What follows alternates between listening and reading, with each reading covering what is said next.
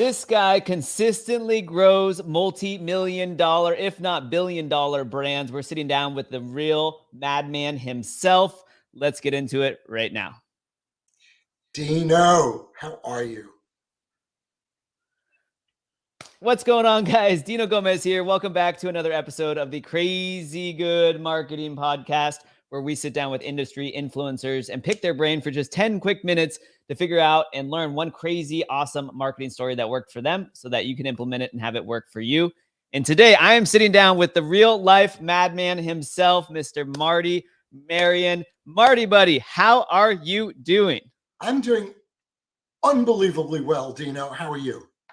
I'm doing amazing because I am sitting down with you, and you are a busy man. You have so much stuff going on, but you are a branding and positioning expert, the actual real life madman himself, Marty here. And so, Marty, I'm excited to dive into this today because I know you have tons of different cool stories and things to share with us. But to start things off, maybe you want to give us a little bit of a background in terms of who you are and what it is you do. Sure. I mean, there are days I wake up, I'm not sure who I am myself, but I'll give it my shot. A lot of you may be familiar with the TV show Madmen. Madmen actually was only semi-fictionalized. It was based around one of the giant Madison Avenue, New York ad agencies in the heyday, the biggest ad agencies in the world. And I was a principal and senior executive of several of those agencies on Madison Avenue. One of the interesting things about being at that level of the advertising and marketing industry is that your clients literally have unlimited checkbooks. Unlimited checkbooks. Woo, these are fun. These are fun clients here. Who doesn't want an unlimited checkbook, right? So you can go to a client and say, I'd like to do a little bit of research. I need $15 million, please. Boom, and they write the check. At one of the agencies I was a senior executive at, we wouldn't even talk to a client if they didn't have minimum $50 to $100 million advertising budget to start. Wow. So you can imagine that my clients were the likes of Procter and Gamble and Bayer and Pfizer and Johnson and Johnson, the biggest of the biggest names in the world, right? And you learn a lot. You learn a lot. And I learned a lot. I had a lot of opportunity because my responsibility for the agency was to help create strategies for these giant brands to bring new products to market. That's what I specialized in. And bringing new products to market isn't as easy as it sounds. And for any of you out there who are creating new products or have created your own products or built your own companies, you know what I'm talking about. If it was easy, everybody would be a millionaire today, right? 100% truth right there. Absolutely. It is not easy. There are always more moving parts to success in building a brand than anybody thinks there are. And here's how I look at this. And I've said this to my clients for the last, oh my God, I'm going to date myself, close to 40 years. If you are not absolutely the only one that sells what you sell or does what you do, by definition, that means you have competitors. Others who do the same thing or something similar enough, and you're both vying for the same customer. You're both fighting to get the attention and the business, the wallet of the same customer. So what does that really mean? It means that your customer has a choice. They can choose your product or they can choose your competitor's product. Of course, you want them to choose yours and you don't want them to choose your competitor, right? But your competitor is sitting there saying the same thing. I want them to choose me, not the other guy. Success in any competitive category has absolutely nothing to do with how much money you spend, has nothing to do with how creative your ads are, has nothing to do, unfortunately, in the reality of the world, with how great you think your product is. I've seen some of the greatest Mm. products in the world fail.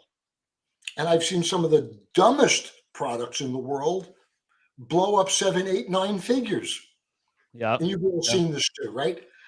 Uh-huh. How many times have you seen something on YouTube or even TikTok or Facebook, anywhere, and said, "What? Are you kidding me?" Like every single day. Right? Yeah. And so I thought maybe, Dino, your audience might be interested if I told a little story out of school, like, pulled something from the past that demonstrates how critical it is to understand how do you look at your brand before you make these marketing decisions that could be the difference between life and death. And I've got a story or two I'd love to tell. Yes, yes, and Marty has some crazy stories, so I'm excited for this. But yeah, if you want to share a story or two, I want to hear about this because you've worked with some amazing companies, and so I know you're gonna have to. It's probably gonna be tough for you to pick and choose, but whichever one or two you think are best, we would love to hear that. Okay, I'll give you one quick one right now. So if I walked down the street, or if I said to you, Dino, I said the word Bayer, what do you think of? When I hear the word Bayer, I mean I think of the What? aspirin. Yeah, Aspirin, right? yeah. Bayer means aspirin. Hmm. Well, for almost 100 years, the name Bayer meant aspirin, and the word aspirin meant Bayer. They were synonymous. Bayer built such a strong brand around aspirin that people it became generic. I need some Bayer. Hmm. I've got a headache. Reach for the aspirin. And you would look for the Bayer bottle. It meant the same thing. Okay. So Bayer's brand meant aspirin. And Bayer was the undisputed leader in the analgesic pain reliever market forever. Couldn't get near them. Well, in the early 90s, there started to be some research that aspirin wasn't necessarily great for you, right? Too much aspirin could give you gastrointestinal bleeding or other issues. And so other companies started to look at different chemicals, different molecules that could be pain relievers. And Johnson and Johnson had a great one that they came up with, and nobody knows the name of it. Hmm. It's Tylenol. Ah. Now, so here you've got this giant company, Bayer, owning the category of pain relief with aspirin.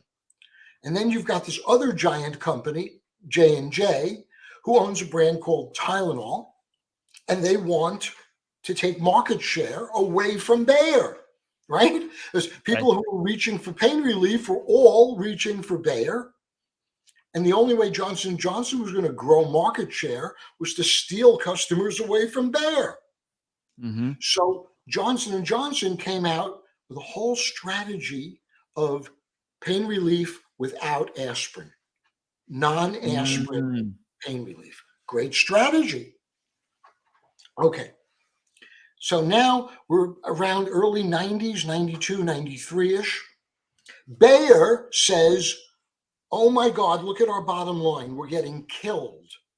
This non-aspirin pain reliever, Tylenol, is absolutely eating our lunch. We lost half our revenue to this guy. What are we going to do?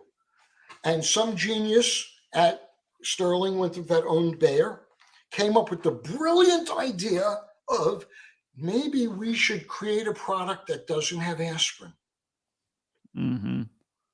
because that's what the market is going for now. Okay, great idea. Great idea. So Bayer decides to create a line of products for pain relief without aspirin, right? Mm-hmm. And I'm a consultant to Bayer at this time. So I'm in the boardroom with all the executives from Bayer.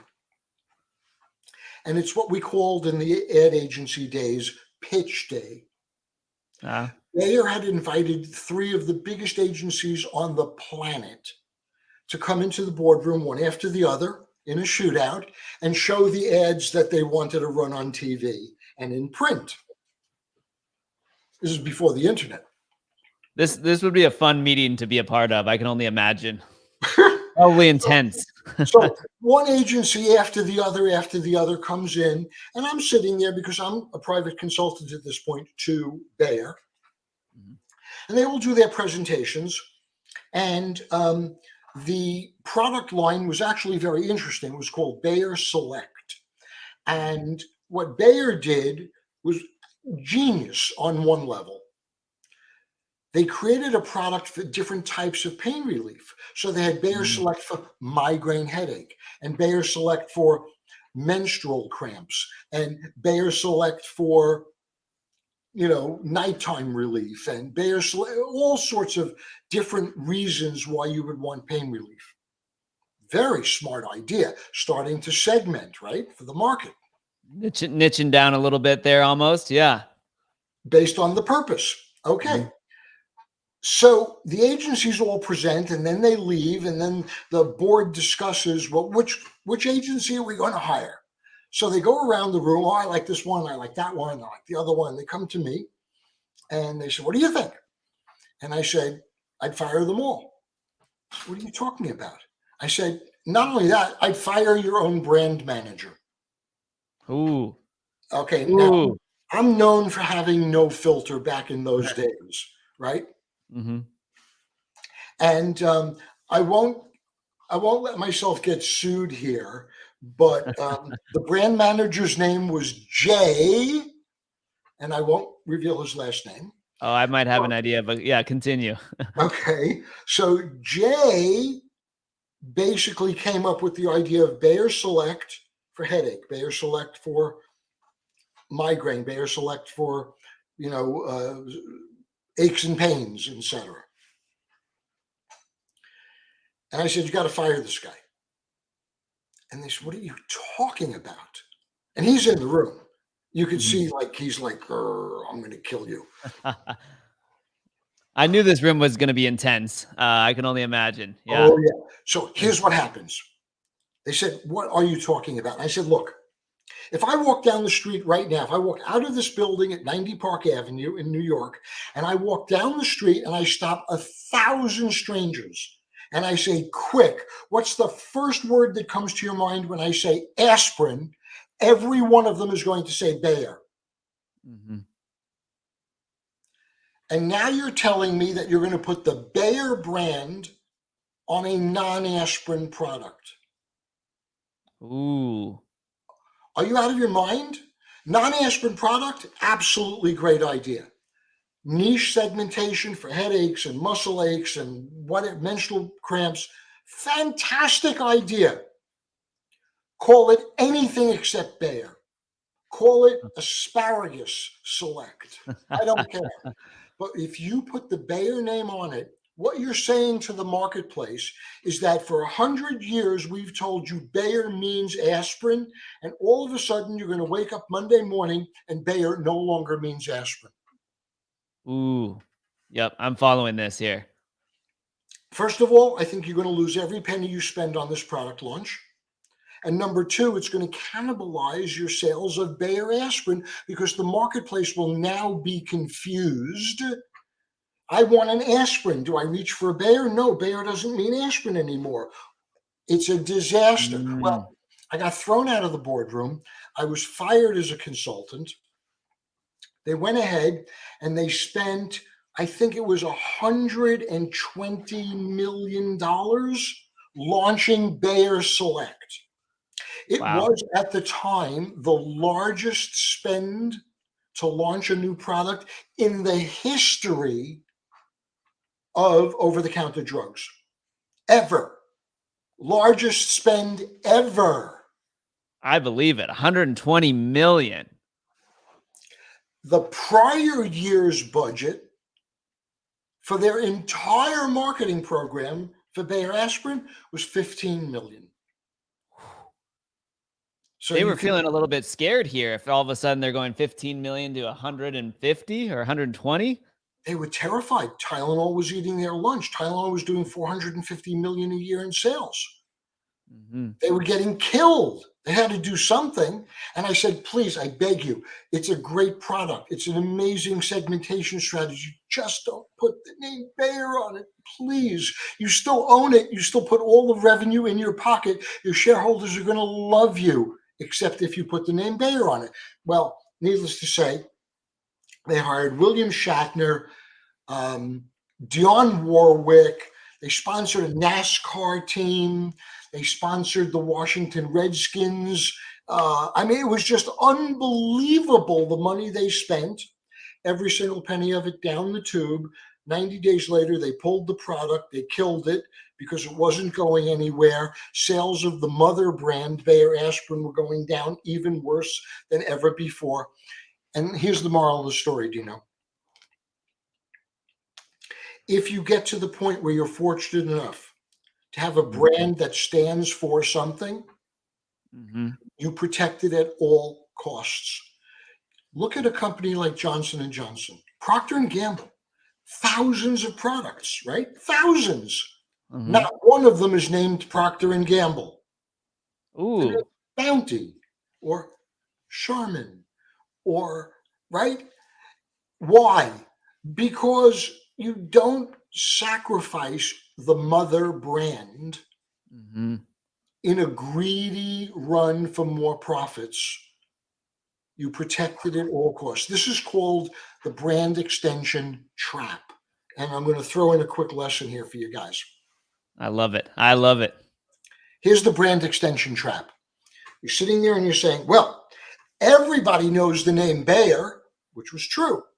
Everybody loves Bayer, which is true. Therefore, when we launch a new product and we put the name Bayer on it, everybody's going to say, oh, wow, another great product from Bayer. No, that's not what they're going to say. Because brand extension only works if you're introducing a highly relevant product. Okay. Ooh. So Clorox bleach, for example, liquid bleach comes in gallon jugs, right? You poured it on your floor and into your laundry, whatever you did with it. What did Clorox do? They introduced Clorox wipes. It's the same product in a different form, so you can call it Clorox. This makes sense. Yep. Don't fall into the brand extension trap. Just because you have a successful brand doesn't mean you can put its label on anything and it will work. The brand extension trap is suicide for brands. So that's one quick story. I love it. This is a good story at this. So Bayer went ahead because they were very successful initially, had the entire market of the aspirin market. Then Tylenol comes out and takes a big portion of that, saying that they don't have any aspirin in their product and therefore it's perhaps healthier for you. And Bayer reacts in the wrong manner and tries to copy aspirin's product in a roundabout, or I'm sorry, Tylenol's product in a roundabout way. And they slap their name Bayer on their new product line and it backfires. And with all the marketing in the world, I think you even said William Shatner was helping to part of the marketing campaign for this new product line. And 3 months later, they pull it off the shelves because it's a flop. Yeah. From 1986, when the share of market of pain relievers for aspirin was close to 50%. That's pretty nice, right? You'd love to have 50% of a market as big as pain relief. Oh, yeah, absolutely. By 1992, 93, when Bayer Select was, fiasco launched, the market share of aspirin was down to under 30%. That's a almost 50% drop in market share. And where did it go? It went to ibuprofen, went to Tylenol. So they had to do something. They just did it wrong because of ego. Ego kills brands. And here's Ego kills brands. I like that there. That is a nugget right there. here's the reason ego kills brands. It's cool to say something, oh, ego kills brands, but let's understand why.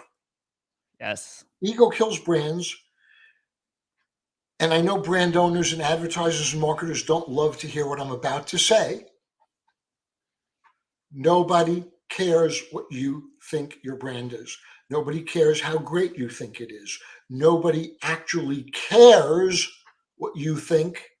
All they care about is what's in it for them. How is your product or brand going to solve my problem, fulfill my need, fulfill my desire? I don't care what you tell me your product, how good it is. Dino, we both know lots of people, families, couples, they have kids, right? Everybody in the world, everybody believes that their baby is the most beautiful baby ever born, right? In the history of babies. These are facts right here. Absolutely. Yep. Okay. And babies are cute. Okay, great. But not every baby is the most beautiful baby ever born. But brand owners think that their brand is the best ever. Mhm. If you don't think your brand is the best ever, then you're in the wrong business. Do Ooh. something else. Yep. But just because you know it's the best or you believe it's the best, maybe even it is the best, Ooh. Yep. you don't talk to your target consumer that way. The more you talk about your brand, the less interested the consumer becomes, because all they really want to know is, how are you going to solve my problem? How are you going to fulfill my need or desire? And if you can convince me that your brand is going to do that better than your competitor, I'm going to choose you. And that is the heart of the science we call positioning. Positioning. So, in a roundabout way here, positioning, Marty, you're saying, right? We need the end all be all is positioning your brand, your business so that your target audience knows how it can help them and that it's a better option than anything else in the market. 100% correct. If your target can come to believe in their head, the buying decision takes place in your target's mind, right? They have to decide to buy something. You can't force them. You can offer them, you can incentivize them, you can bribe them, you can discount, you can do all these tricks of the trade that marketers and advertisers do. But your target has to decide in their mind that your product is the right product for them, right? Not because of what you say, but because of what they believe. So your job as a marketer is to create positioning based marketing and messages that has one purpose. It's to compel your target to believe that your product or your brand or your service or your agency or your consultancy is going to help me achieve my objective. Stop my pain, solve my problem, fulfill my need, give me my desire. It's got to do something for me, and it has to do it in a way that I think is better, more likely to achieve what I want to achieve than the competitors are, because they have a choice. And it's funny, Marty, because it sounds so simple as a nutshell, as like an entire concept. Just, hey, help your audience decide that you're the best option in the marketplace and make it really, really clear to them how you can actually help them. And but a quick question I have for you is, like, what makes that so challenging for most companies, do you think? I think most companies don't spend enough time looking at their competitors. Ah, huge. And, if, let's say, Dino, you and I came up with a brilliant idea for a product and we knew there was a big market for it today. And we said, hey, buddy, let's go 50-50. I'll throw in a couple of mil, you throw in a couple of mil, we'll create this product, we'll go out, we'll market it, right? And we would sit around and we would say, okay, what's really great about our product? Oh, well, it does this and it does that, it does the other thing, and it's wonderful, and it's whatever it is. And we would maybe hire an agency, right, or a consultant or a coach to help us create our messaging, right, and our funnels, and what's our lead in, and how do we convert better, and all the stuff that marketers do. And you see this every single day on Facebook. Oh, yeah. And we come out with this messaging strategy platform that we put in our ads. We spend money on ads and on remarketing and social media, and we're putting our message out and putting our message out. And guess what? One of our closest competitors has a very similar message. Mm-hmm. Well, we didn't do our research. So the consumer, the target that both we and our competitor are vying for, we're both saying the same thing. Yep. So now we're in what we call the better mousetrap trap. We're bigger. No, we're brighter. No, we're whiter. We're cheaper. We're cleaner. We're newer. Now you're competing. If you're competing, you didn't set it up right at the first place. You shouldn't have to compete. If you're competing, you didn't set it up from the start. You didn't do your market research, is what Marty is saying. Do market research, find out what your competitors are doing, what their position, marketing, and brand is. It sounds like that's step number one. Step number two is look for a vulnerability. What did your competitor not say that you can say that's important to the market? I'll give you another real quick example. A couple of years ago, Super Bowl, I don't remember the exact year, Bud Light. Mm-hmm. They came out with a new campaign, right? Mm-hmm. 4 words. 4 words. Brewed without corn syrup. Super Bowl commercials. Bud Light, brewed without corn syrup. That's it. That's all they had to say. Let's dissect that. Everybody knows corn syrup isn't great for you, right? Yep. Not healthy. Yep. Okay. So by saying we are brewed without corn syrup, we're saying we're healthy in some way, or healthier than a beer with corn syrup. So that's good. That's positive positioning. You are bringing the market mentally to your brand for something they can believe in. That's positive. That's good. It's healthy for them. No corn syrup. But here's where the real secret sauce is. If I say my brand has no corn syrup, or it's brewed without corn syrup, without even mentioning another word, I am very blatantly implying that those other beers have corn syrup or are brewed with corn syrup. So I'm sitting there watching the Super Bowl with my Coors or my Miller or whatever isn't Bud Light, and I'm, what? Brewed without corn syrup? Oh my God, corn syrup? Boom. That's the part. That's the part that we call depositioning. Brilliant. In the mind of the consumer, Bud Light has no corn syrup. They said that clearly, so that's good. They implied that these other brands may have corn syrup. That's not good. They didn't even have to mention a competitor's name. I love that. That's probably one of the coolest stories that I've heard around branding ever.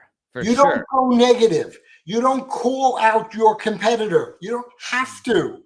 All you have to do is find a weakness, a vulnerability, and exploit it in your favor, right?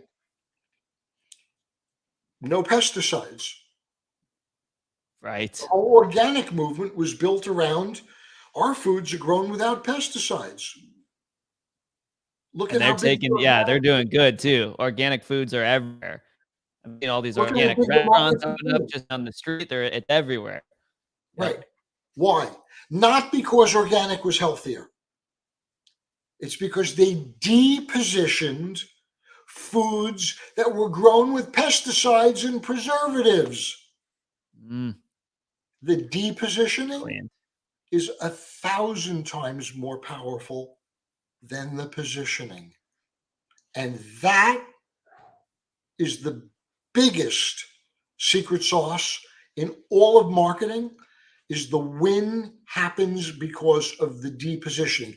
In the customer's mind, they say that product, that brand is not in contention for me because it's got corn syrup, because it's got preservatives, because whatever.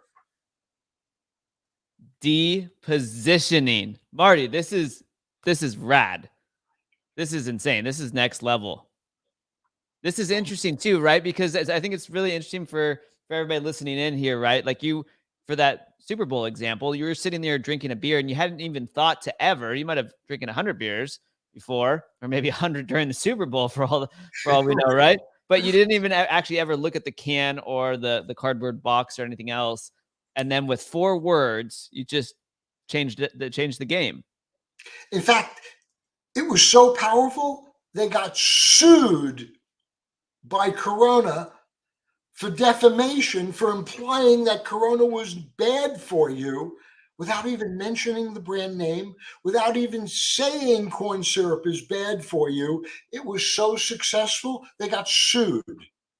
Wow. I'm guessing Corona lost that one though, right? No, actually, they settled. Wow. Oh, yeah. Oh, it gets interesting here when you're This these is a billion-dollar damn companies. You're sitting at the final table at the World Series of Poker. You don't have time to be gentle. This is a game for the big players. Yeah. But if you want to be a big player, if you want to have the kind of successes that the big brands have, you play it the same way. It's just at a slightly smaller scale. A brand new company with only a few dollars to spend can do exactly the same thing by looking at their competitors. What are your competitors saying to the targets that you want? Find a vulnerability and exploit it without having to go negative. Genius.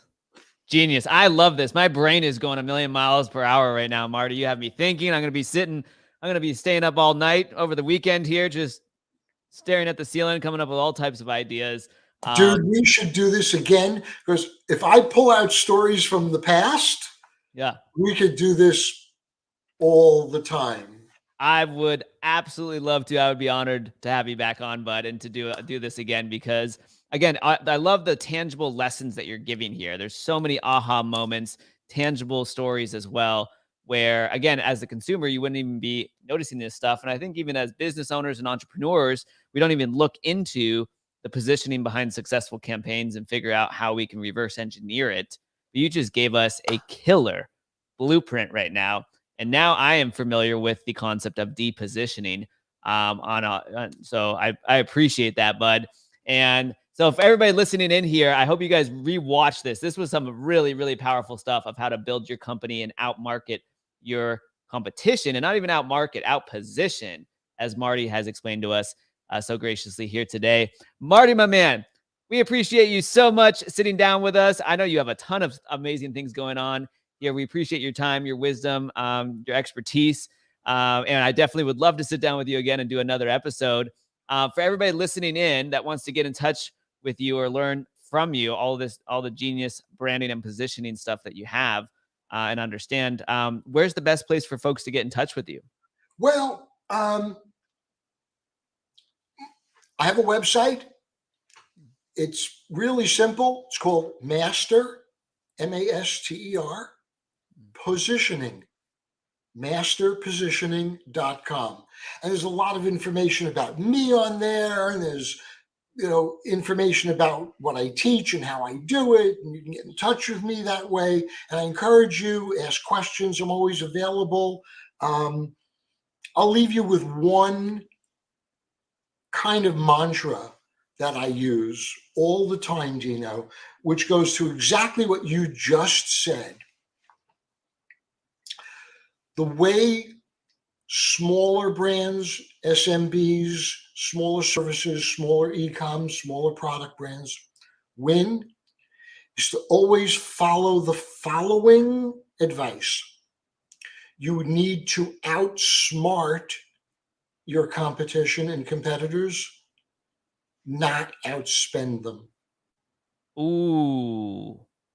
Outsmart your competitors, don't outspend them.